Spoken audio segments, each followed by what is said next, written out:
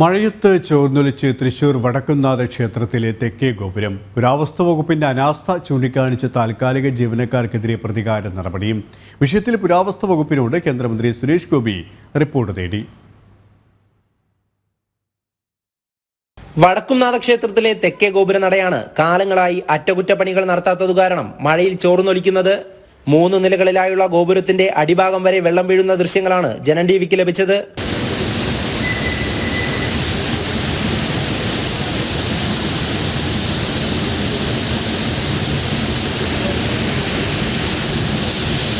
പലയിടത്തും മരത്തട്ട് ദ്രവിച്ച നിലയിലാണ്.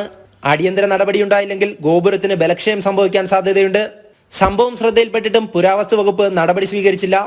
പകരം സംഭവത്തിന്റെ ഗൗരവം പുറത്തു പറഞ്ഞ താൽക്കാലിക ജീവനക്കാർക്കെതിരെയായിരുന്നു പുരാവസ്തു വകുപ്പിന്റെ നടപടി. ജീവനക്കാരെ ഉള്ളിലേക്ക് പ്രവേശിപ്പിക്കരുതെന്നായിരുന്നു ഉദ്യോഗസ്ഥരുടെ തെട്ടൂരം. ചോർച്ചയുടെ ദൃശ്യങ്ങൾ പുറത്തു വരാതിരിക്കാൻ ഗോപുരനട അകത്തുനിന്നും പൂട്ടിയിട്ടിരിക്കുകയാണ്. ചോർച്ച സംബന്ധിച്ച് കൊച്ചിൻ ദേവസ്വം ബോർഡിനെ ദേവസ്വം മാനേജർ വിവരമറിയിച്ചിരുന്നു. നേരത്തെ ഗോപുരത്തിന്റെ പ്രവൃത്തികൾ തിരുവമ്പാടി പാറമേക്കാവ് ദേവസ്വങ്ങൾ ഏറ്റെടുത്തപ്പോൾ തങ്ങൾ ശരിയാക്കാമെന്നാണ് പുരാവസ്തു വകുപ്പ് പറഞ്ഞത്. എന്നാൽ ഇതുവരെയും നടപടിയുണ്ടായില്ല. ഗോപുരത്തിന്റെ നടുവിലെ നില മാത്രമാണ് ഓടുകൾ വിരിച്ചിട്ടുള്ളത്. അറ്റകുറ്റപ്പണികൾക്ക് ഫണ്ടില്ലെന്ന് കാട്ടിയാണ് ഉദ്യോഗസ്ഥരുടെ ഒഴിഞ്ഞുമാറ്റം. എന്നാൽ കേന്ദ്ര ഫണ്ടിൽ നിന്നും പുരാവസ്തു വകുപ്പിന് 7 കോടി അനുവദിച്ചിട്ടുണ്ട്. പുരാവസ്തു വകുപ്പിന്റെ അനാസ്ഥയെ തുടർന്നാണ് കേന്ദ്രമന്ത്രി സുരേഷ് ഗോപിയുടെ ഇടപെടൽ. ക്ഷേത്രത്തിന്റെ ചുമതലയുള്ള പുരാവസ്തു വകുപ്പ് ഉദ്യോഗസ്ഥനെ നേരിട്ട് കേന്ദ്രമന്ത്രി ബന്ധപ്പെട്ടു.